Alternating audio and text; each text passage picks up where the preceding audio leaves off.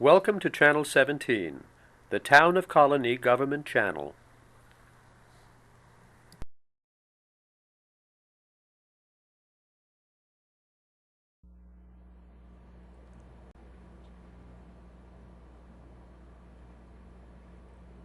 My name is Dean. I'm a recovering alcoholic and addict, and this is Inside Addiction.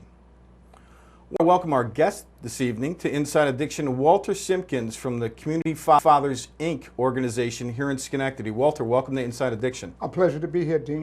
Walter, why don't you tell us, start a little bit about yourself? Well, Dean, I came to Schenectady about maybe 12 years ago. Life had gotten rather crazy, and all of a sudden, somebody had said, "You're going to Schenectady." And so what happened was I came here. I really wasn't planning on staying, but there's something about Schenectady that once you're here, it seems like it's hard to get out of here. So what I did was I started to meet a lot of good people here, and a lot of good things started happening to me. Sometimes I had come up out of a broken marriage, and sometimes things happen to us and life can get away. But we have to find a new purpose. And it took me a minute before I could find a purpose. And then once I was here, all of a sudden I started seeing that there were different needs here. And so I started to become involved in the community. And so that's what started me off in the ability to want to stay and to want to contribute something to the community. Many times we do things with our lives that damage community. So it's time to, maybe help give back and build the community. Sure. So what are some of the needs that you saw within the Schenectady area, in particular amongst the men of Schenectady? Well, I think one of the main problems was the poverty, the lack of employment, the lack of having a direction on where they were going, a way to understand who they were and why they could really make a contribution to themselves and to their families and to their life. So that really became what I started to notice right away. There was a sense of feeling of defeatedness. And I started to question myself, now, how do we take and move that from a sense of defeat unto a point of victory? And so that's what got me involved with many of the programs. I started to sit on boards of programs because I felt that it was important to be able to give input to the directions that community organizations were dealing with and how they could probably help people and affect them on a different level.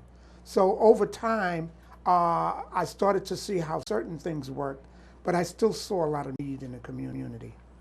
And how does addiction play into the need in the community, not only Schenectady, but the overall Capital District? You started noticing a connection between addiction, and how does addiction relate to some of the need and how you started to fulfill that need that you saw? Well, first of all, we have to, always keep up front the fact is that addiction is someone looking for a mood alterer.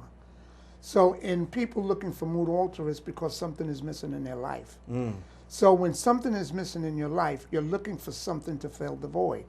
So what happens is usually there's nothing to really give you that sense of relief that you're looking for except a substance. And then it becomes abused, and then all of the detriment that does to your life and your world and your family and everything around you. But what happens is if you take and start to replace that whole feeling of a lack of or this emptiness that addiction or the want for addiction starts to create, you can fill it up with something else. And most of the time what I found is that people need to find a purpose for life, a purpose for living. And when you don't have a purpose, then what you're doing is you're open and you're vulnerable to whatever else is out here. When you see a lot of young men that are standing around and they're unemployed and they don't have anything to do, they don't see any hope, they have a lot of wants and desires, but they have no way of fulfilling them, well, it leaves a vacuum open for them to get into all types of behaviors that are usually on a negative level. And what I found in the community, there was a void in terms of what was offered for people to have a way to go to start to address these needs. It sounds like a way out. Yes, yes. And this is what we're really dealing with here, is people taking a way out because they don't see a way in. Okay? So the way in is to find yourself. What do I have? I come here with a purpose that I might have forgotten, but maybe if I get myself involved in something, it'll start to show up. And that's what we start to find when we start to allow people to address themselves. Just as, you know, like with anything else, if you ignore a problem, then it just escalates. But when you start to face the problem, and a lot of time the problem is within ourselves. So how do we now change that problem and make the problem an asset for us? And that's where really a lot of the work is done. That's why with all the way in which we handle things, we have to change the way we handled them in the past so that we can have a future. So you started the Community Fathers, Inc. Yes. You saw a need, and you went out and fulfilled that need. Yes. So tell me a little bit about Community Fathers. Right. Well, let me tell you, there was a history that went down around the Community Fathers because there was a program that first got a grant, okay, to have a Fathers program. But what happens is grants come and grants go. So then it became, where do we go from here? Because the need doesn't go anywhere. Right, right. So because funds run out, that doesn't mean that we have to run out. Absolutely. Okay, and that's what we decided. We were a group of fathers that decided that not only did we find that we really were very much in one accord on building a program for fathers, but that we thought it was necessary for us to build it ourselves, okay, rather than being under the guidance of another program. You see, one of the things that I find is people don't realize sometimes what they can do given the initiative to be able to go ahead and do it. Sure. And so the opportunity opened itself for me to start working with fathers. So once the opportunity started to open up, I started to realize that this was a problem that was bigger than anything I had imagined at the time. You know, we always look around for problems in the community, and there's a lot of problems that can be addressed. But what we started to realize is that this sense of fatherlessness is pervasive in our community. And what happens is that if we could address the fatherless problem, then we can address the other problems like teenage pregnancy, dropout, you know, the whole criminality that goes down, the gang. All of that has a direct effect on a father not being in the home. Which in turn can go from generation to generation to generation into criminal behaviors of generations. Yes. My father sold drugs. My grandfather sold drugs or was a bootlegger. So what else am I going to do? This is it.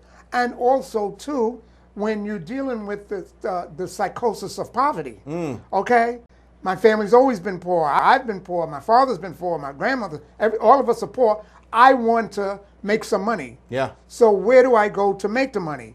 So how many avenues are open and available? So therefore, when you have poverty, you're going to have crime. Okay, so that's number one. So therefore, if they don't have the ability to get a good and decent paying job, then what else is there? And especially when you have people at a certain younger age that are influenced by, because there's no father in the home, other young men. So therefore, it's the uninformed, I'm going to misinformed. find a father figure. Right. Right. And so the misinformed informing the misinformed.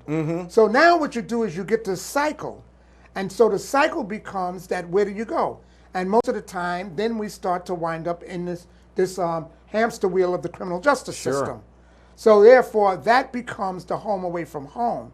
And it becomes a place where you're there so often until you're not in your regular home as much as you are in your jail home. And so that's where your friends are, that's where everything is. And then it becomes a psychosis of it's okay. And that's what we have to change. You understand? And the only ones that can begin to change that is by having fathers around that can start to talk to the children about the way to go. Let me just say something about what I find is very disturbing. we have a tendency to deal with our youth from a point of what not to do. Okay? Don't do this. Don't do this. that. Don't do that. Okay, all of that's always there, you know. And I'm going to tell you what I did with my life so you don't make the same mistake. And that's all well and good. But at the same time, what we have to begin to tell our youth is what to do. Okay?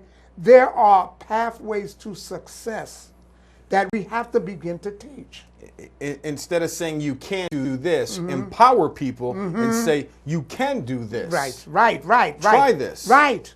And offering them opportunities to be able to see something different.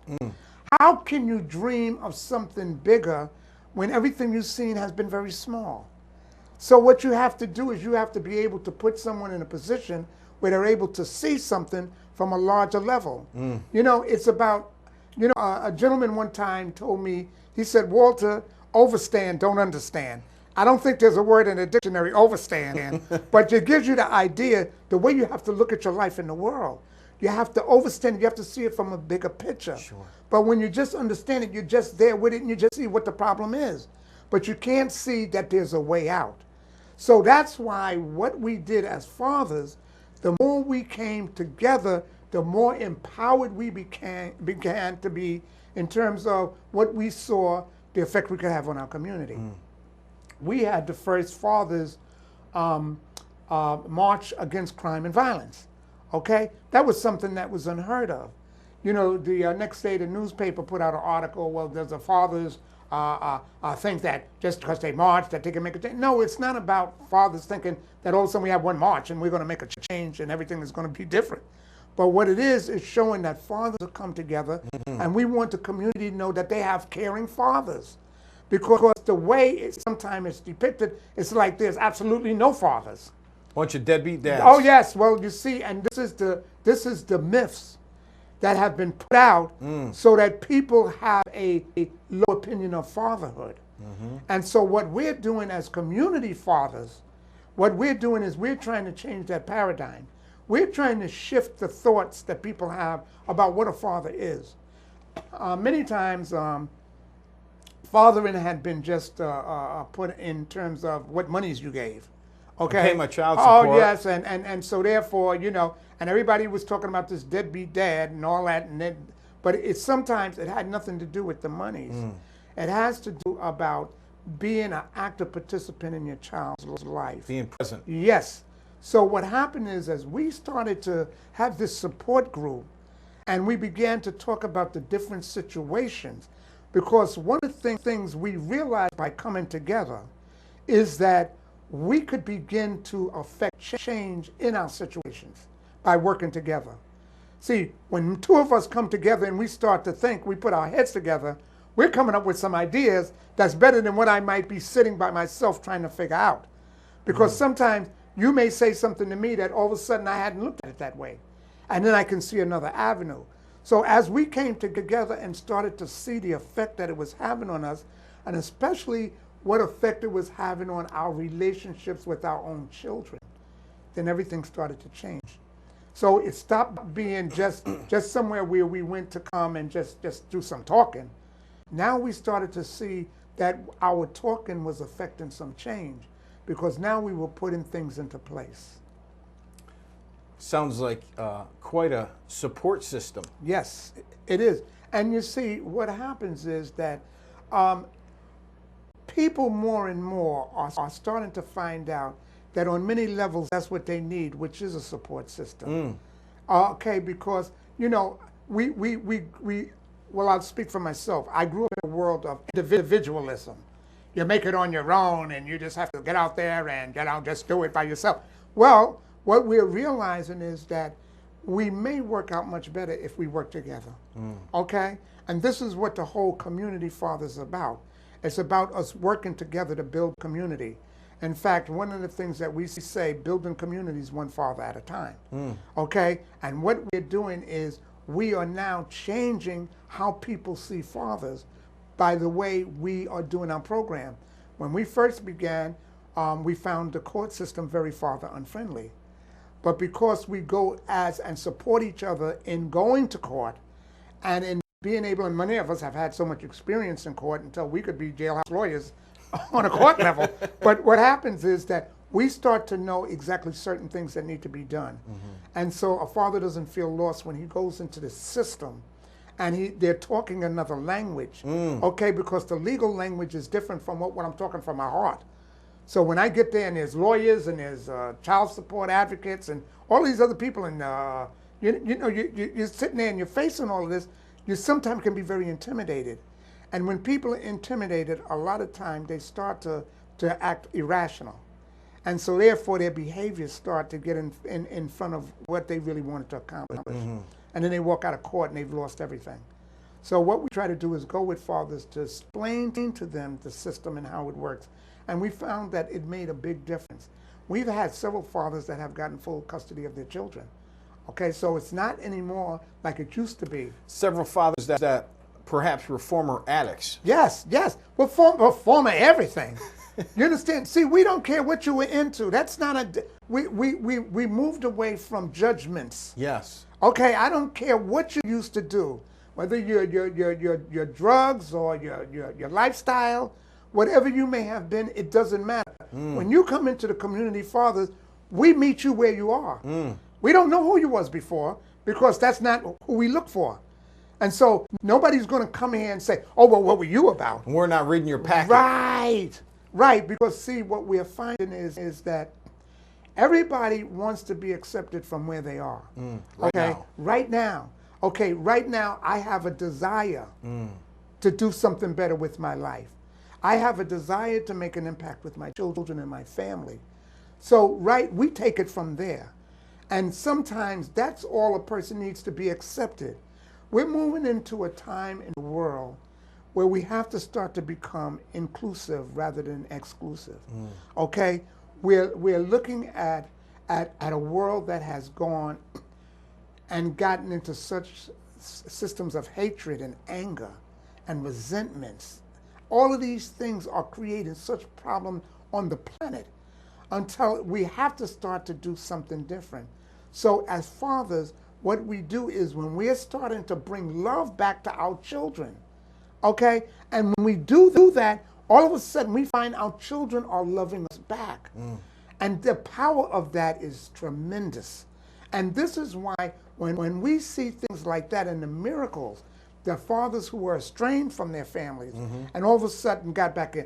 And let me just say something, because a lot of people, when they hear fathers group, think somehow that it's a negative to mothers.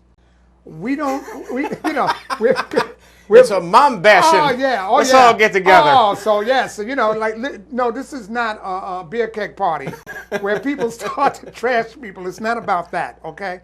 What it's about is that we believe that we need to respect the mother of our children, okay?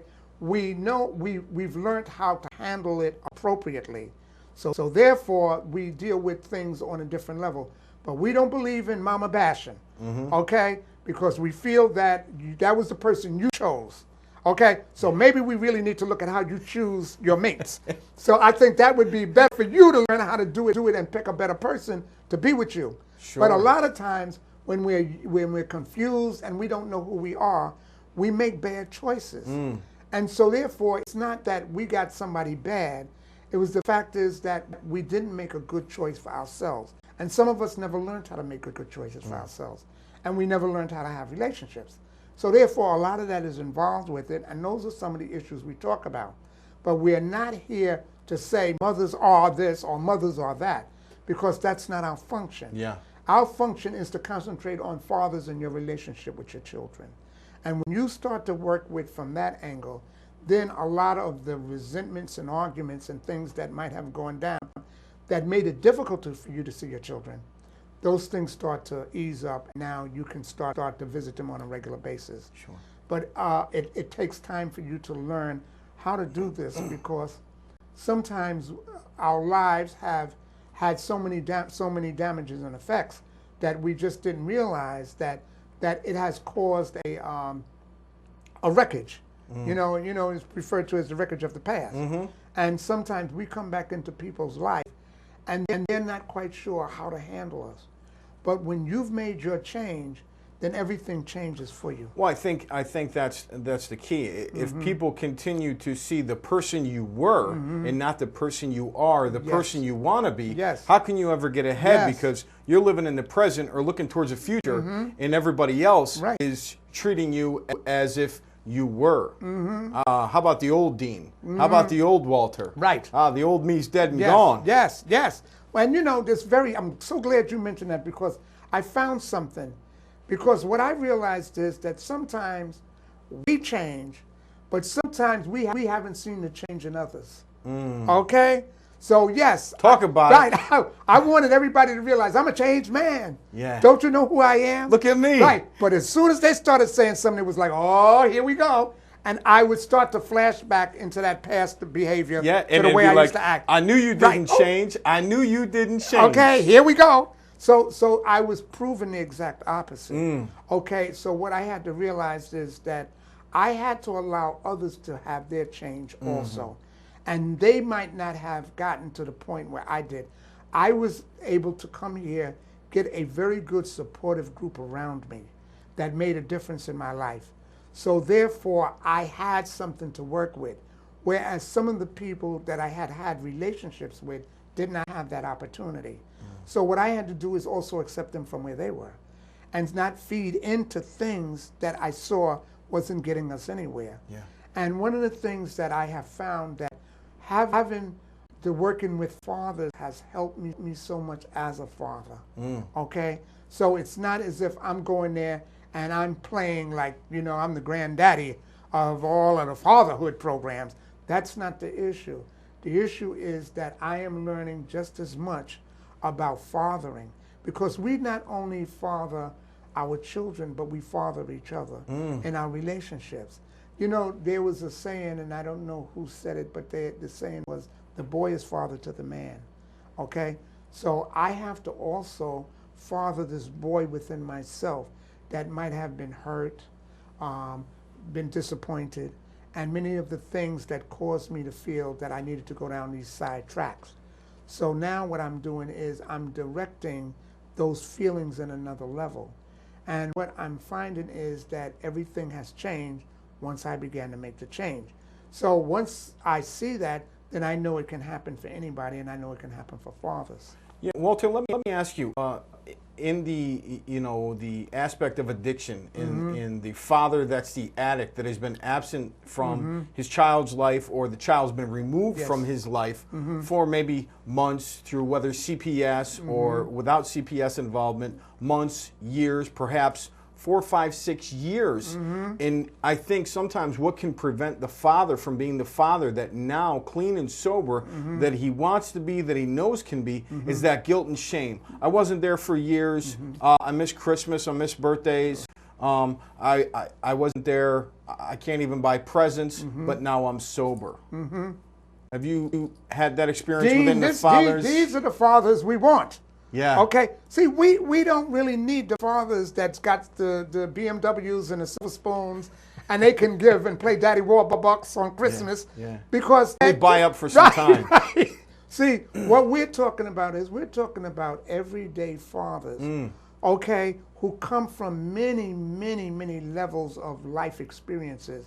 And in addiction, one of the things is once a person starts to become clean and starts to work on themselves on another level, they become such an asset to their children and to their family that some of them just have no idea. And this is why we work with fathers from those areas, simply because this gives them a purpose. Okay? It's one thing to go and to get clean and sober, but if your family is still a wreck, you have to go back and start to bring this back together, because you were part of the problem in the beginning. And so what you do is you want to go back now and you want to present another model. But you have to be willing to be the model that they need. Okay, and you have to have made a decision that you're not going back to that old lifestyle. Because one of the things that we don't want to continue to do is disappoint our children again. Coming in and out of a kid's life. Dad's around for a few months, and Dad disappears and is sick again. Yes, and see, and let me say, because we all know that it's a family disease. So if we can start to heal the father, we heal the children, which heals the family, which heals the community. Okay? So that's the way we do it, one at a time. So therefore, no matter how long you've been gone, that doesn't mean you're out. What you have to do is you have to be willing to step back up and not be afraid. Fear keeps us from having wonderful lives. I've heard you say, and I'm not sure exactly the wording, but you have the divine. Yes, yes, that's divine. Your children are yours. Those are yours by divine right. You know, you have had these children. So life sent them to you, or sent them through you. Everybody's only got one dad. That's it. You're always going to be Hey, their dad. so why not give them the best dad they could have? Because it's waiting for them. Walter, we got a few minutes left. I want you to touch on the topic because we've reached many areas through the show, in the Capital District, on the internet, through YouTube. I'm sure that there's fathers out there that could benefit from Community Fathers, Inc., the father that may or may not have gotten sober yet, the person that's still struggling with those feelings and want to numb that, and have that mind-altering substance for whatever reason, the father that's still out there sick and suffering, what you'd say to him? I'd say to him, come and get the help that you need. Okay, you don't have to suffer anymore, and you don't have to be alone anymore. And a father who's out there suffering like that, the thought of his children makes his suffering even worse. So we say, and we don't judge who you are and what you've been through. So you don't have to worry about that. Okay, we've been there already. So we already understand where you're coming from. So have no fear. Okay? You know, when that saying that says we're going to love you until you can love yourself, that's what we're here for. So please, I'm speaking to any father out here in the community, in the Capital District. We need to build a father's movement and bring our fathers back into the lives of our children. Community Fathers meets when and where? It meets every Thursday night at Steinmetz Family Investment Center, which is at 120 Emmons Street. That's Emmons, E-M-M-O-N-S, right off Albany Street, Albany and Henry Street. And we meet in the community room there. And we meet every Thursday at 6:30. All are welcome. Walter, thank you. Keep up the great work. Been my pleasure, Dean. Thank you.